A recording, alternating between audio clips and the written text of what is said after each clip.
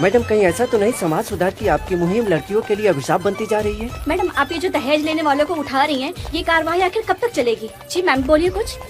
हमने सुना है कि आप अपना पर्सनल फ्रस्ट्रेशन के चलते ये कार्रवाई कर रही हैं, क्योंकि आपकी शादी भी मंडप में ही टूटी थी। कितना मस्त जवाब सवाल है।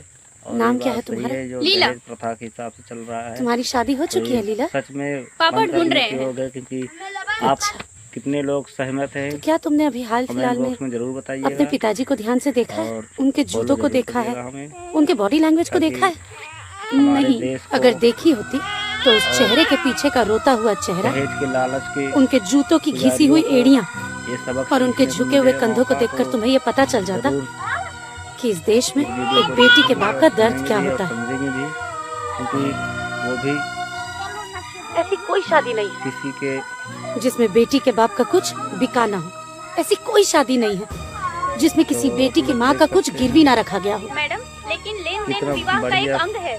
ये एक सवाल ऐसा भी सड़ा मिला हुआ है और अंग है जवाब जिसमें भी बीमारी बढ़िया लग है। चुकी है और इसे काट के शरीर से दूर देखते फेंक देना ही रहिए भलाई है। वीडियो में। अगर सिर्फ सरकारी आंकड़ों को ही देखा जाए तो हर 1 घंटे में एक लड़की की मौत दहेज की वजह से होती है, और ये तो सिर्फ सरकारी आंकड़े हैं।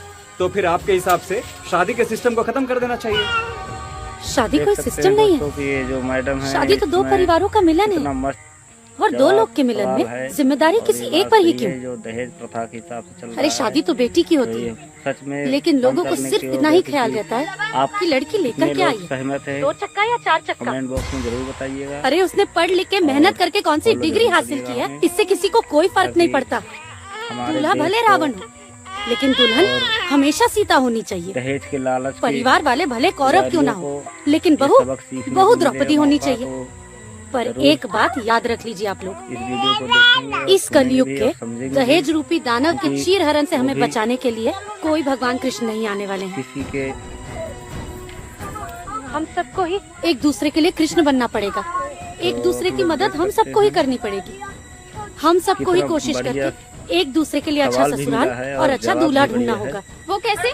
मान लो कि तुम्हारी तो शादी एक देखते गांव रहिए, में तय बनते हुई। रहिए इस वीडियो जिस में। गांव में तुम्हारी शादी तय हुई है, उस गांव की बहन, भाभी, माँ, हर कोई अगर ये जिम्मेदारी उठा ले कि तुम्हें उस दूल्हे की सारी सच्चाई बतानी है, तो क्या तुम्हें शादी में आसानी नहीं होगी?